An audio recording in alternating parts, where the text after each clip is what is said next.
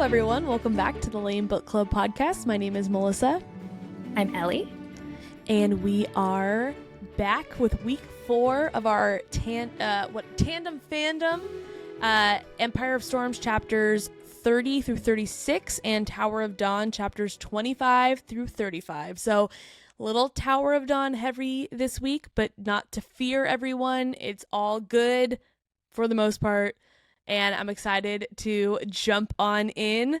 And if you haven't already, go ahead and listen to our Hot Goss episode from this last Monday.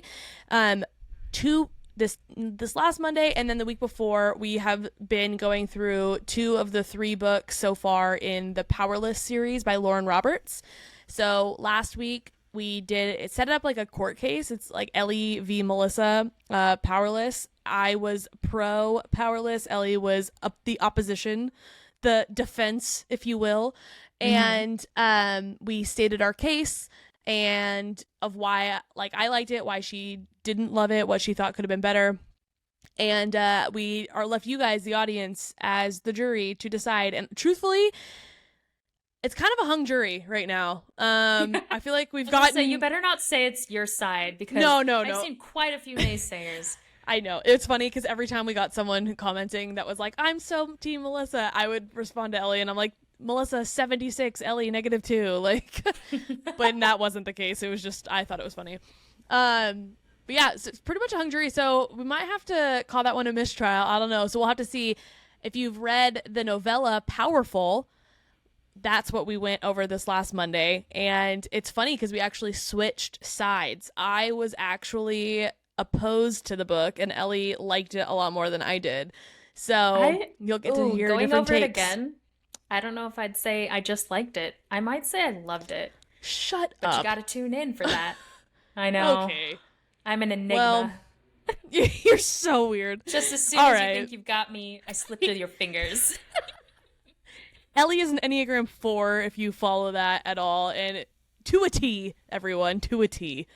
But yeah, so go ahead and listen to those. They're pretty fun. I think it was Ellie's idea to set these up like a court case, and I feel like it was a genius idea, and I had a lot of fun. I have a little mini gavel. So I hope you can hear that. We tried using a dog toy in the first episode, and we could not hear it. Worst ever.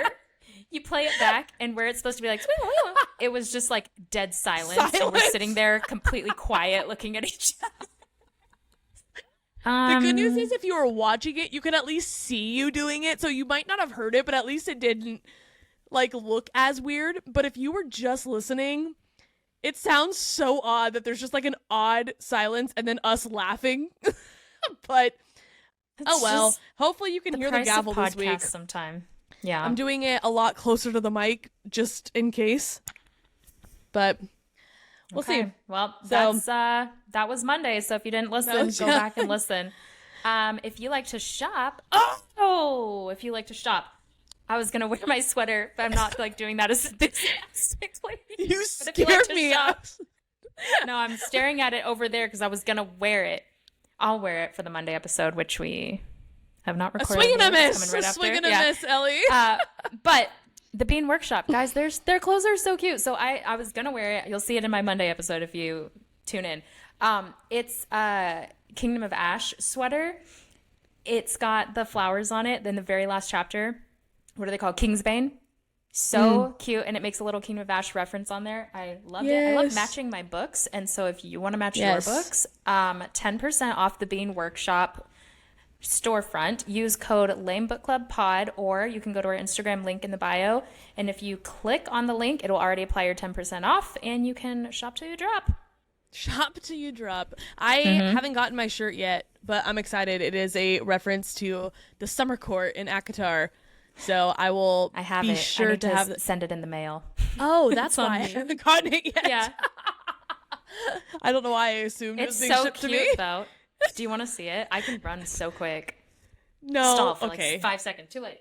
All right. Well, I'm stalling, but I'll tell you guys a little fun fact. My husband was out of town this week for a couple days, and it was the first time since we've gotten married that he went out of town and not me. Normally, if someone we're not going together, it's usually me, and I don't know how that ends up happening, but he had to do something for work. and it was not fun. I realized how much of a codependent girly I was these last few days. So if anyone else can relate, let me know. But I felt like such a girl. Are you back? I'm back. Do you have it? No. Oh, God. I put it. Oh, I know where it is. Okay. Never mind. All right. Well, it looks like I'm stalling again. No, I'm back. Okay, I'm back. Excellent. Okay, you ready? Once again, guys, the Bean Workshop, cutest clothes ever. Here is Melissa's tea that is coming straight to her soon. Wah, wah. Oh, I love it. And Radica. It says Wait, no. Adriata. Thank you. Adriata Treasure Hunt from Akhtar. Where is the Book of Breathings? It looks like a little summer camp shirt. So fun. I love it. And I specifically got it fun. because if you like fashion, I not too long ago got those cool boxer shorts that are now supposed to be worn as regular shorts for women. And they're green checkered, and I thought that shirt would look so cute with it. So I'm very excited to wear them together. It would. Once you receive this in the mail, you'll have to do a post about that outfit exactly, so we can all see. Sure will. That is it. Yeah, and then next week's our week 5 of our Tandem Fandom, it's going to be very Empire of Storms heavy, everyone. It is chapters 37 through 51 of Empire of Storms, and just 2 measly chapters of Tower of Dawn, 36 and 37. So it'll practically be only Empire of Storms, which will be very fun for us. And yeah, stay tuned to that next week. And if you don't already follow us on Instagram, please do, or all socials, at L.A.M.E Book Club Pod. Please do so. Like and subscribe. If you have an iPhone, leave us a review on Apple Podcasts. That's the only place you can leave like a written review. YouTube, comment, follow us there. We respond back. And yeah, good time if you don't already do that. But that is it. So with that being said, Ellie, are you ready? I'm ready. I would also like to add a note. I like Tower of Dawn. I don't think we ever, whenever we're like, all right, and that's it. I think that like is actually means we probably have like 2 or 3 more things to say. Yeah. We both have listened ADHD. to a couple podcasts where like I'm so happy if you're still here listening. I hope you just laugh with us, I guess. But I do listen to a couple podcasts where I genuinely know that they will just talk about nothing for the first 20 minutes and then get into the meat and potatoes. So every time it's like exactly 20 minutes. I feel like they have a timer. So I always fast forward 20 minutes. So that's fine if you're one of those, but more power to you if you're here. You're a true lame-o. Lame-o? But I was going to say, I love Tower of Dawn so much more going back over it than I originally did reading it. And I feel like it was the opposite for A Court of Silver Flames. When we went over it, I was like, I don't know why I liked this book so much. I think it's not one of my favorites. I think that this wasn't great. But this Tower of Dawn, I'm like, this was well written. I don't love Chaol so much as a character, but the storyline was so good. You know what? I 100% agree. I feel like it's so easy to be like, Chaol, because he makes it easy to be like that. Yeah. But there's so many more people in this that I love. Yeah. And I think because now, like, knowing how it ends, it makes me think of some things a little bit differently going back. Whereas obviously, like, the first time you're reading it, you don't know how the whole series is going to end. So that doesn't impact you quite as much when you're reading it. So I will say, like, definitely was super bored the first time I read it. But not as much. Okay, I take that back. I wasn't super bored. I was very interested in Nezrin's journey in Tower of Dawn. I just didn't care as much about Chaol's. But, and I will say, like, even going back, I still feel that way. I still like her journey more, but overall, I like the story more. And I actually agree with you about Silver Flames too. I was obsessed the first time I read it. And then when we went back through it, I was like, some of these things that it really wasn't very well developed, and I just didn't even register the first time. Because Silver Flames came off of the first 4 immaculate books, you were just already riding the highs. So you're like, of course it's good. Yeah. Of course it's great. That's kind of how I was with House of Flame and Shadow. I was like, of course it's great. I'm coming off the high of the first 2. It was amazing. Because I read them immediately, because I didn't read Crescent City till way late. And now as I go back, I'm like, oh yeah, I don't know about all that. See, anyways, yeah, I didn't read ACOTAR until all of those books were out. So yes, like I do think there's something to that. However, I will say the reason I loved Silver Flame so much initially was because of Nesta's character development, and I stand by that. Even rereading it, like Nesta's character development. I think because I liked that so much, I ignored some of the other things the first time around, and it wasn't as easy to ignore them when we were doing the podcast then. However, it like solidified for me how great it's hard to write that a book, development though, right? was. Like I feel like we find that out, especially I feel like going through Powerless specifically, which I'm not going to give any spoilers, but it really reminds you that it is just as important to write in a solid romance, but it is more important to write a plot line that's cohesive and like beautiful and all of that. And it's also as important to create characters with character development that you have to grow. Like every bit of that is so important. Man, story writing's not for me. So difficult. No, it's These not. things just... It is so easy to sit here from my couch and read a book and be like, the Olympics. Yes, it's like watching the Olympics. It's okay. It's actually, wow, we are getting so off, but I just have to say this. I watched the Simone Biles documentary recently, and there was one part where I don't remember what the tweet was talking about exactly, but someone was saying something degrading towards her in a tweet. And she's like, yeah, okay, and you're saying that from your couch? Cool. Like, that was her response to it. And I mean, that's just like, it's so true. Like, who am I to be like, a book might not be my cup of tea, but I also know full well that I could do no better if I was writing the story myself. Right. So I'm not going to pick an author apart too much. Because if I like a book, I don't really care. Credit where credit's due. If you wrote something and it was published, props. Good for you. Yeah. Because that will never be me. And that's okay. Nah. I don't need it to be. All right. Well, okay. Chapter 25. Yes. So we pick up with Irene and Kale. They are heading to the Torre Library to look for more information. Kale reveals that the part of the king that had still had some of the control was the one who had stopped the magic and executed healers and those with magic. He knew that Erewhon and the Valg were drawn to magic and wanted to possess people with it so that they could use her powers. And that made me appreciate just that whole storyline that we had already like passed again, because I feel like that helped, not really, but a little bit helped her with her mom and like some closure. Yeah. But I don't know. It was just kind of sweet. Yeah. Sartak and Nezrin are on their way to the Root camp and they camp for the night. He reveals that he had heard of her before. His spies in Outerland told him of the arrow she shot to save Lysandra's life, and that they refer to her as Neith's arrow. Before we get too far into, I really just want to say I'm very excited to hear how differently we say some of these names and things that are about to come up. Shivering in my timbers. I would like to add that Sartak learning about Nezrin or hearing about her before he had ever met her, what a queen. What a legend. I know. I felt so proud of her. Like, it felt like it was me. I don't know. I really put myself in Nezrin's shoes, and I think I even talked to my husband about it. I was like, it'd be so cool if someone just knew things about me. Like, I walk into a place, and they're like, oh, we've heard about you, but in good light. Yeah. I feel like that's only ever happened to me in bad light. Like, ooh, we've heard you're about you. Ellie. But... Same. It's like, I think that partially is because I'm the youngest in my family. And so like going to school, I had my sister and my brother like had already gone through. And unfortunately for me, my brother was the more recent one that they had experienced. And so if they had just experienced my sister and then me, expectations would have been a little better. But it was not because they got my brother first. And so then they get to me and they're like, you're Josh's sister. Like, yeah.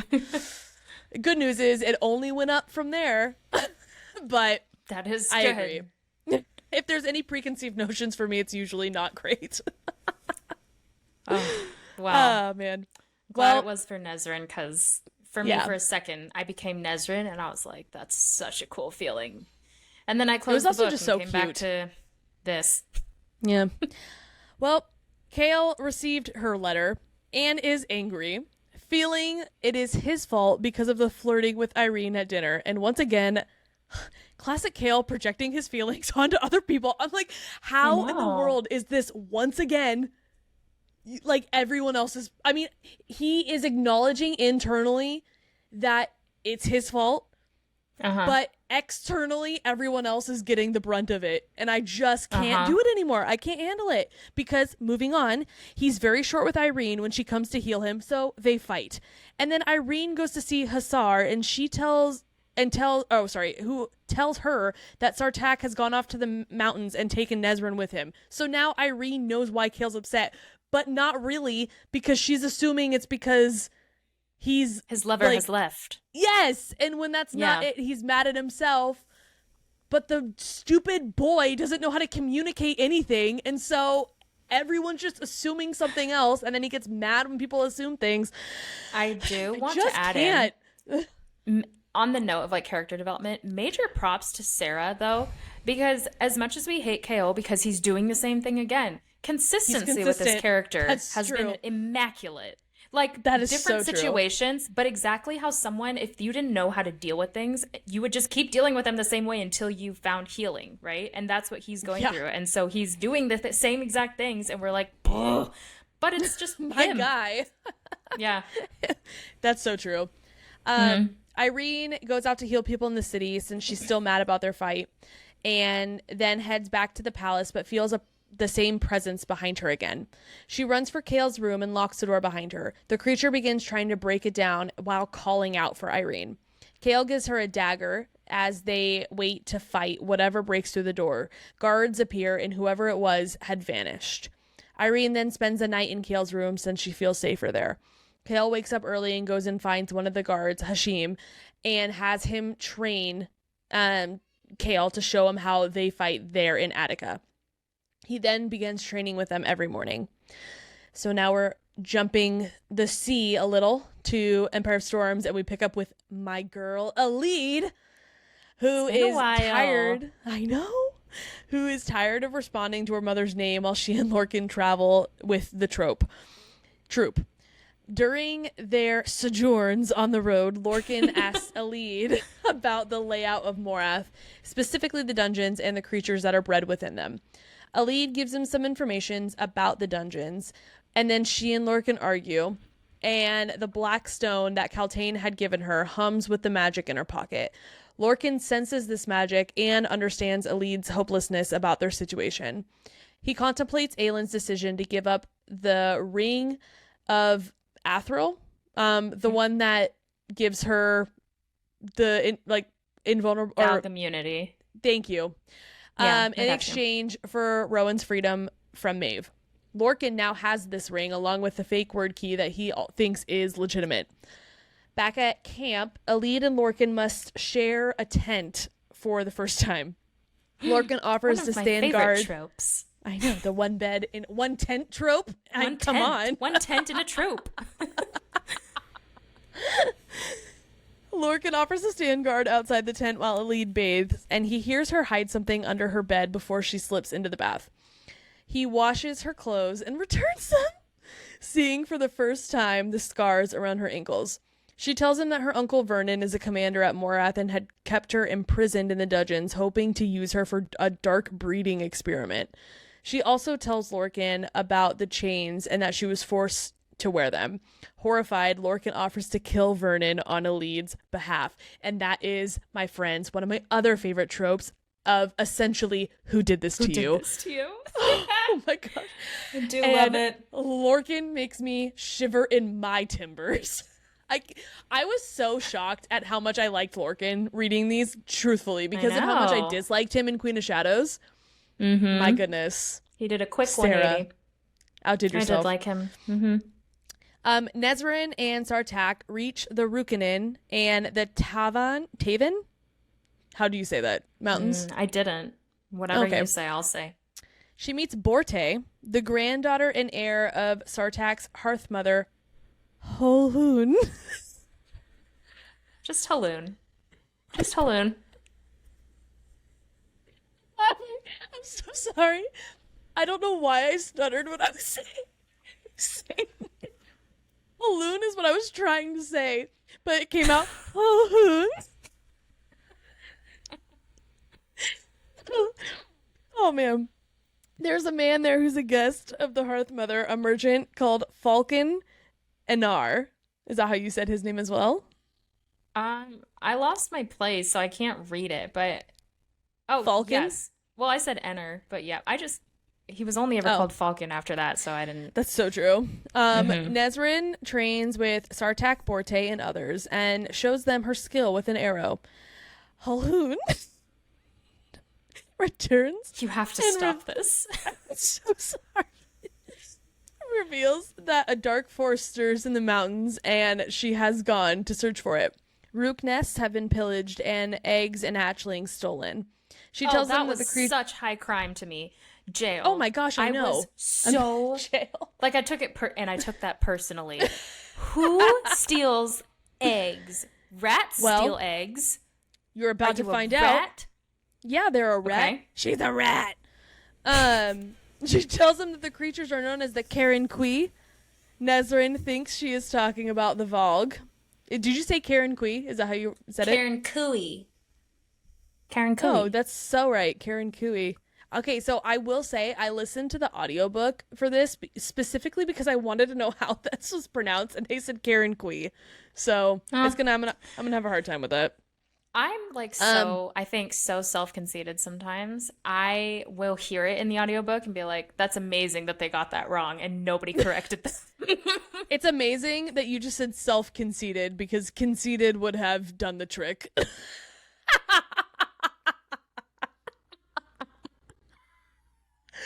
If you're not watching this. Okay. The Hearth Mother reveals they refer to the creatures as Stygian spiders in Aurelia. The Stygian spiders are actually Valg, and they came from the same world as the Valg Conceited kings. is a shortened term of self-conceited. So it is self-conceited, but you like to use slang. I guess that's how you were raised. It's fine. I guess. Oh, thank you very much. Actually, I learned something today from Josh's sister. Exactly. Wow, you made that. That was so Thanks. good. I'm really impressed with how you brought that back. Tear jokes. Tear jokes are my strength. I don't get to use them here enough. Yeah, you should work on using them more because that was impressive. I know, I gotta work that muscle. Yeah, so I feel like you were a little too focused on your tear joke and missed this very big part that we just talked about, though. I will. Because the Stygian spiders are actually Valg, and they came from the same world as the Valg kings. You guys, these that messed whole me up. chapters, like the couple of chapters right here that we were reading, my mouth was on the floor the entire time because I did not see the connection coming. I mean, I know a lot happens with Kale and Irene, but I feel like this was at least 50% of why Tower of Dawn was written.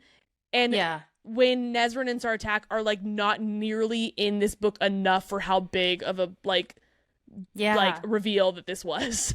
I don't know.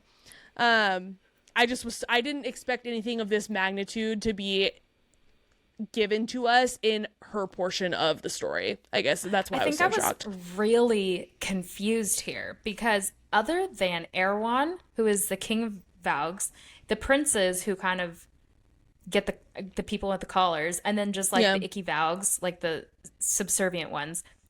I didn't think that there were more Valgs. There's like a whole just world of these creatures that are just coming over.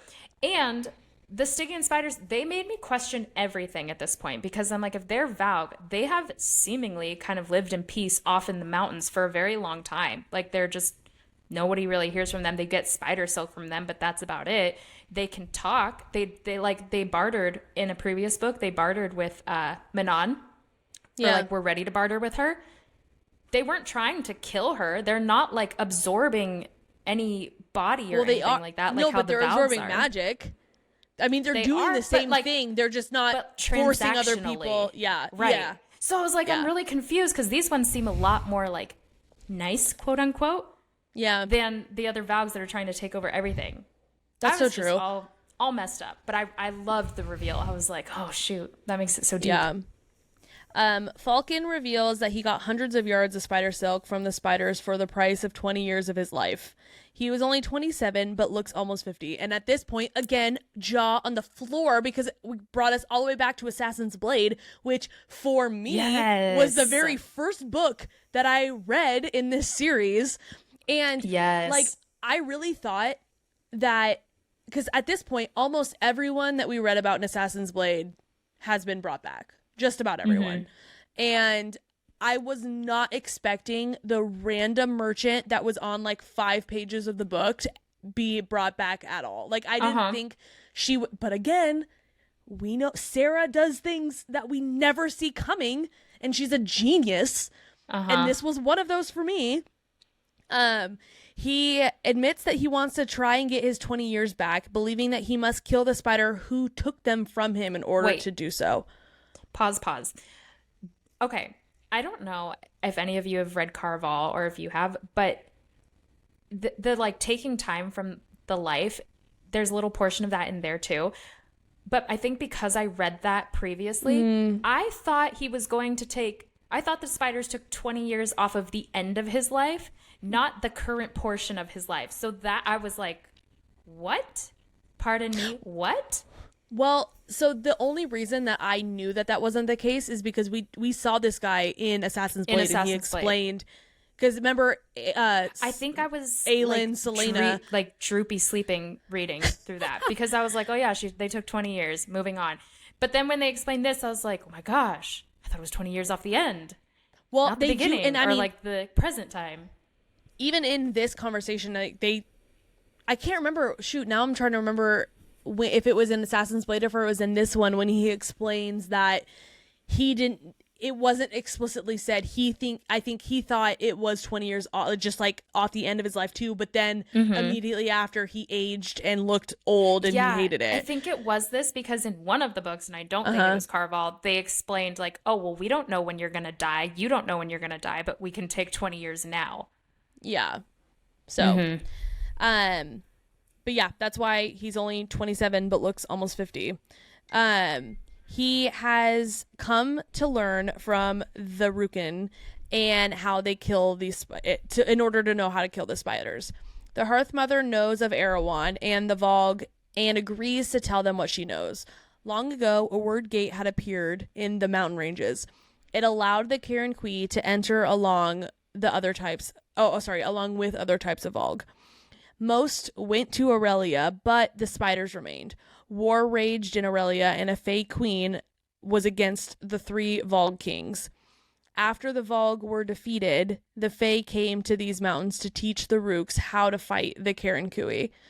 They built watchtowers across the mountains, and the Hearth Mother tells them to go to the watchtower and try to find more answers.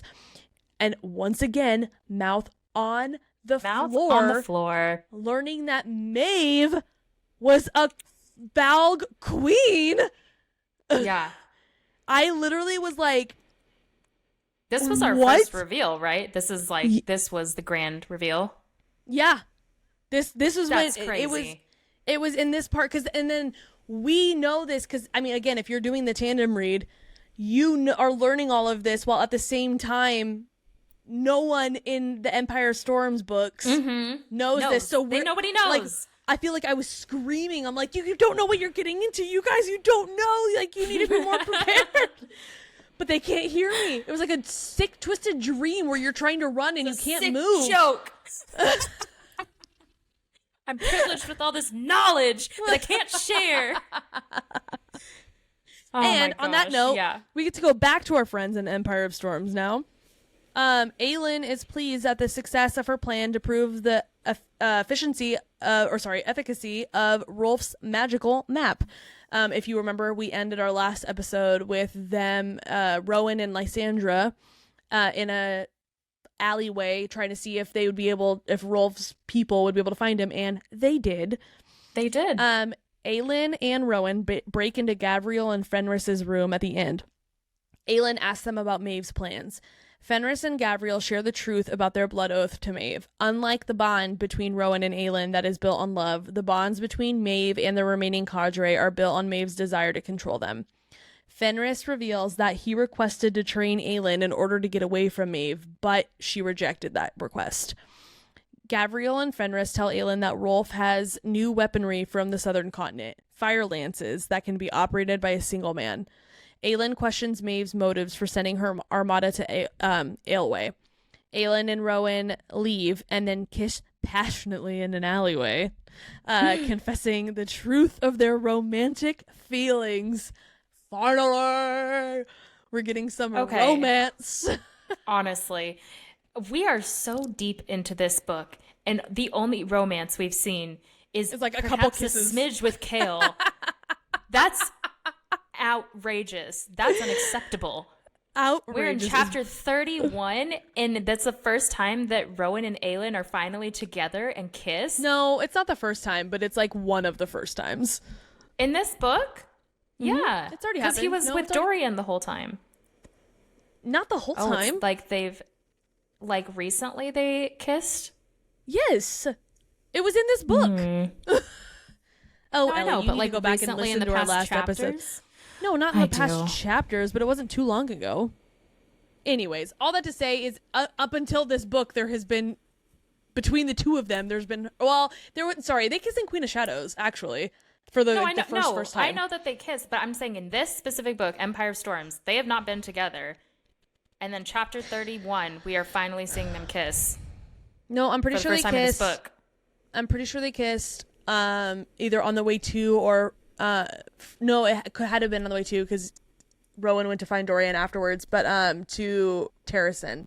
It was like a really quick thing, and I don't even know if we mentioned it. Quick pick. Get it? Because he's a bird.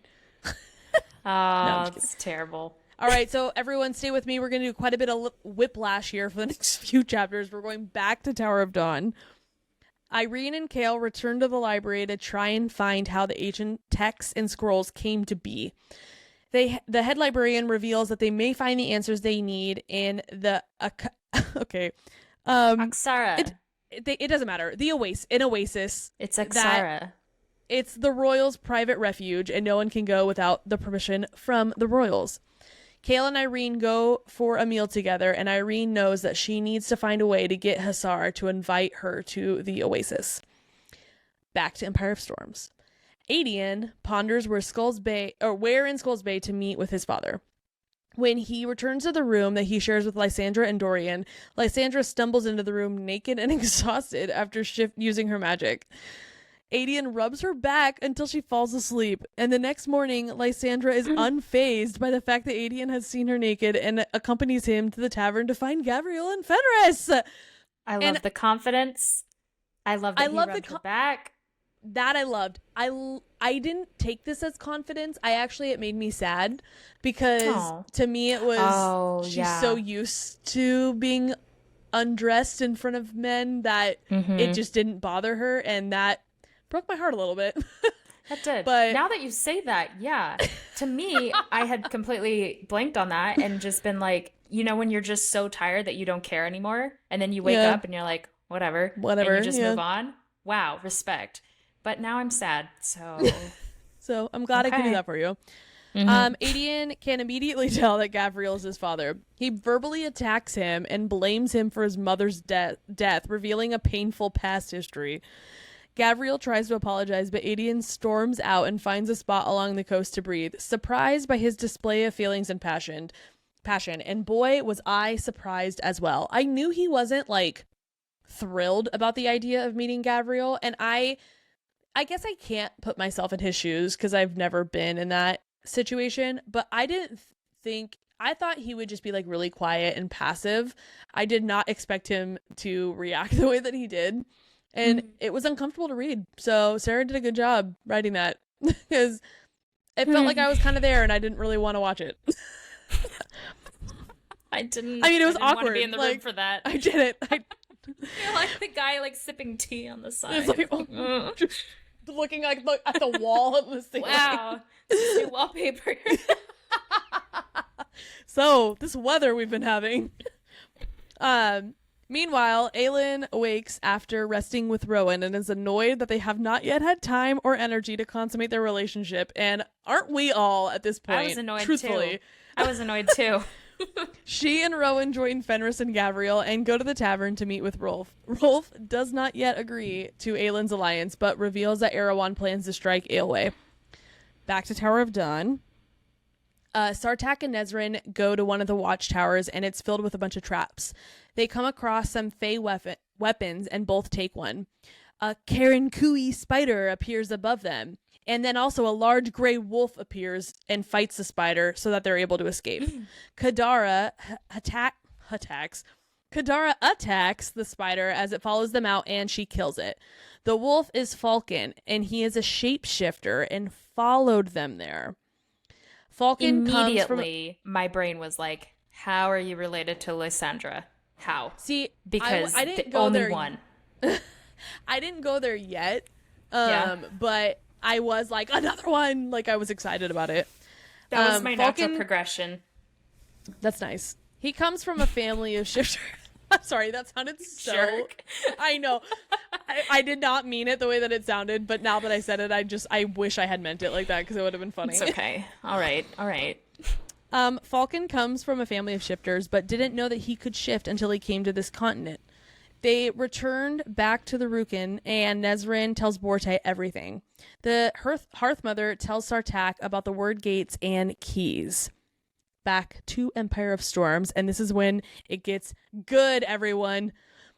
Aelin is horrified as Aelwë has no standing army and is therefore defenseless. She begs Rolf to help, but he refuses again. Hate him. She begs him to summon the Mycenians. Lysandra knows that Rolf is Mycenian, but Rolf denies his heritage, so Aelin uses the word key to harness her power and a display that shocks Rolf. Rowan asks Rolf about the movement of Erawan's armies, and when Dorian arrives, Aelin makes as if to leave, bringing her entourage with her.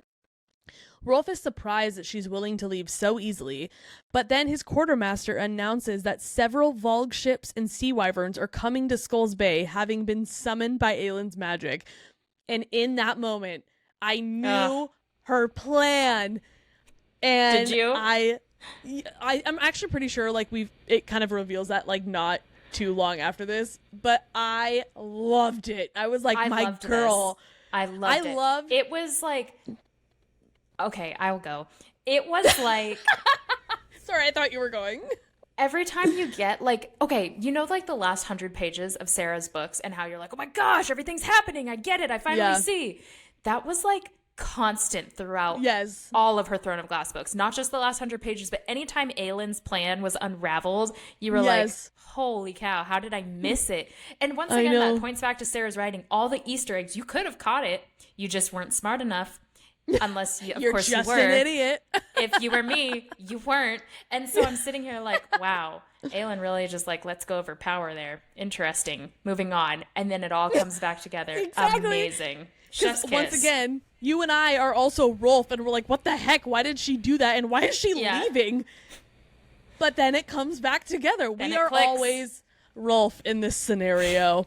And it's unfortunate, but it's also a way better reading experience in my not so humble opinion. I was gonna say I love that, like, okay, we were just talking about it. Example, being a reader, we know so much about Maeve and the Valg from reading Tower of Dawn that they just don't know in this part of the book. So being the reader, we're just keyed in on so much that's happening when the characters have no idea. But I love that we, along with everyone else, just have no idea when Aelin is about to... her plans are in her character's mind and not anything that we're ever let in on. And so I just, like you said, it's like the last 100 pages of her book, but I just love that we are just as mind blown as all of these fake characters that have no idea that's like coming either. Slapped in the face in the best way. Just shocked. And it hurts too good. It hurts and I'm shocked. But I can't. Hit me again. The Sea Wyverns will easily be able to access the harbor.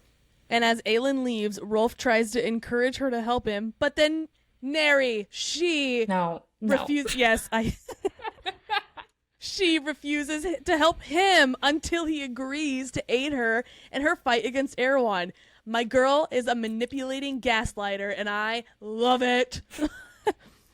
In exchange, she promises to give him official control of and I googled how to say it. It's archipelago. I was not saying that right in the last episode. Lugo. Yes, archipelago. It's that is how it's pronunciated is what I almost said. That's how it's pronounced. I don't think it's ooh, Melissa. Those letters make archipelago. Archipelago. Lugo sounds worse than Lugo. Anyways, well, you could just say it how I've been saying it. Archipelago. Archipelago. And grant him a title recognized by Terrasen and Outerland. Aelin and Rowan then form a battle plan. Everyone takes their positions for the battle. Dorian is in one of the towers. Lysandra is in the sea in her new sea dragon form. And Aelin, Rowan, Adian, Gavriel, Fenris, and Rolf are all aboard the ship called the Sea Dragon.